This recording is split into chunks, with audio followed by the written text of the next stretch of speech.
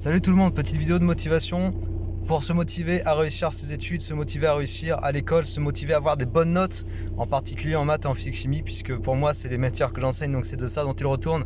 Alors comment on peut se motiver à avoir des bonnes notes? Purée, c'est toujours la question qui ressort et qui revient. Je suis pas motivé, j'ai pas réussi à me bouger, j'ai pas suffisamment révisé, mais pourquoi on n'arrive pas suffisamment à faire suffisamment d'exercices, à réviser suffisamment, etc. Et pour moi, la première source de motivation que tu peux te donner, tu peux l'inscrire au-dessus de ton lit, sur un post-it ou au-dessus de ton bureau, ou l'écrire dans ta tête, ou l'écrire sur ton téléphone. La première motivation, c'est que, et tu le sais en fait, ce que je veux te dire, si tu veux vraiment avoir le choix du métier plus tard, le métier que tu vas vouloir faire, il faut que tu puisses avoir des compétences.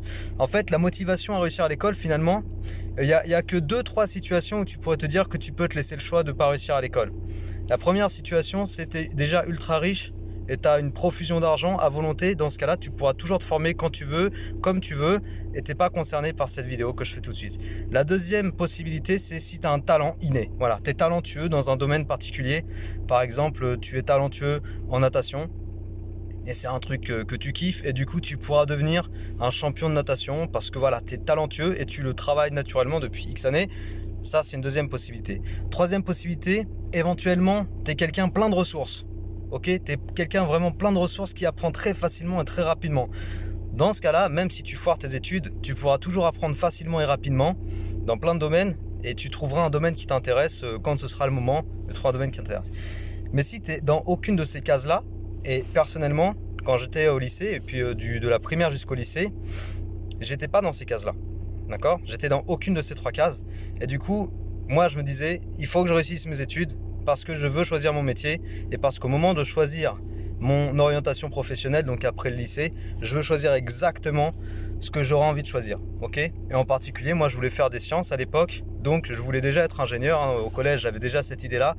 Et un jour, je te raconterai pourquoi j'ai eu cette idée, mais là, c'est pas la question. J'avais cette idée, donc je savais qu'il fallait que je me donne les moyens. Du coup, voilà. En fait, il faut que tu saches ça. Il faut vraiment que tu te le dises.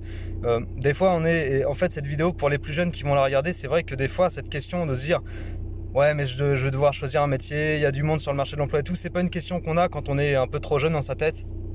Et puis, c'est pas une remarque négative, c'est que quand on est en seconde, par exemple, c'est pas le moment de penser à ça. Mais il faut que tu saches, et c'est des choses qui sont d'actualité, que le marché de l'emploi, c'est un marché qui est de plus en plus saturé. C'était déjà le cas moi quand j'ai cherché du boulot pour la première fois, tu vois, je connais des ingénieurs qui ont cherché du taf pendant 6 mois et ça existe encore aujourd'hui, hein. Le problème il existe toujours, tu peux être diplômé et puis mettre beaucoup de temps à trouver du travail, ton premier travail. Franchement, j'ai même des cas d'élèves à qui c'est arrivé ne serait-ce que l'année dernière avec l'histoire du confinement, etc.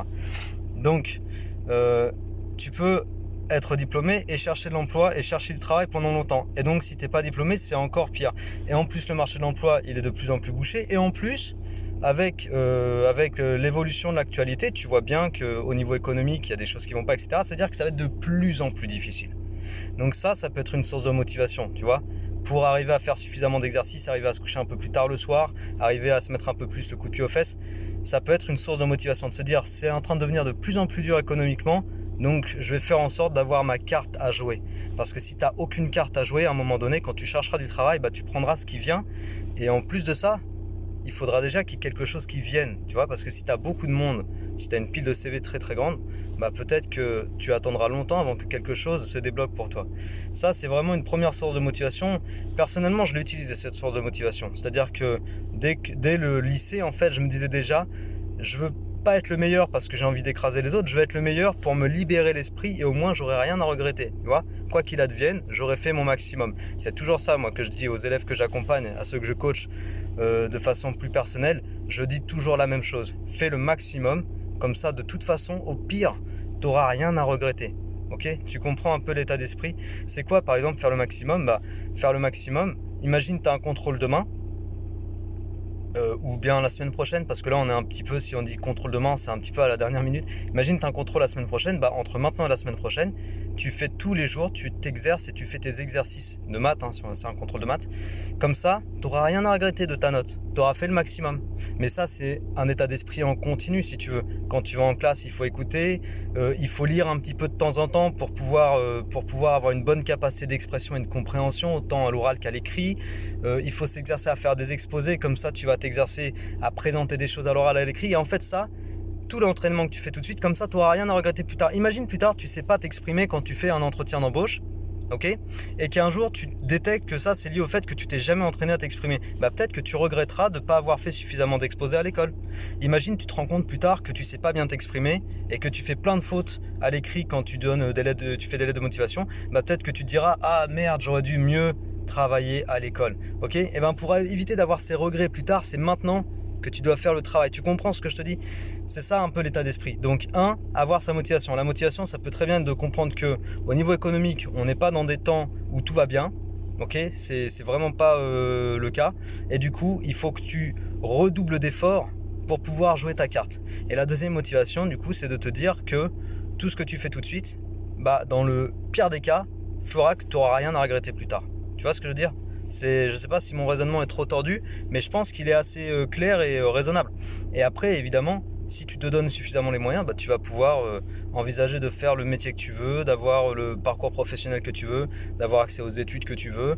Et tu vois, par exemple, là, on est dans les moments de Parcoursup, et j'ai déjà des élèves qui sont déjà en train de regretter parce qu'ils sentent qu'il y a des portes qui se ferment dans les choix d'orientation, parce que le dossier scolaire n'est pas au rendez-vous, tu vois, il n'est pas à la hauteur des projets d'études qu'ils voudraient faire.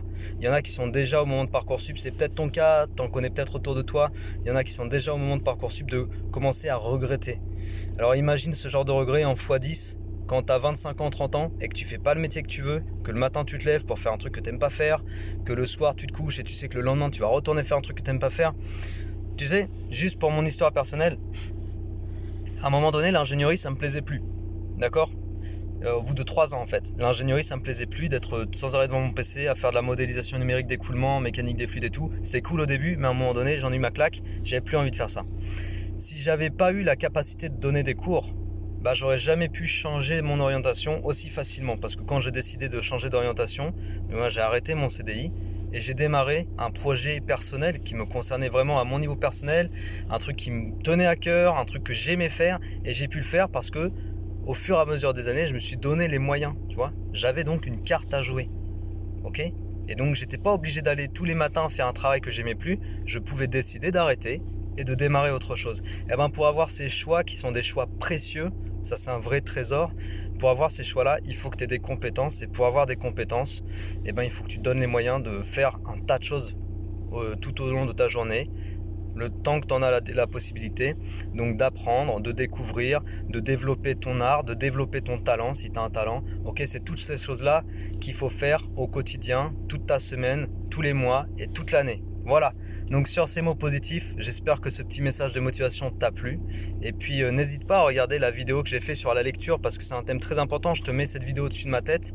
C'est vraiment, ça fait partie des choses importantes à faire pour développer tout un tas d'aptitudes, de compétences, etc. Voilà, je m'arrête là et je te dis à très bientôt. Prends soin de toi, ciao.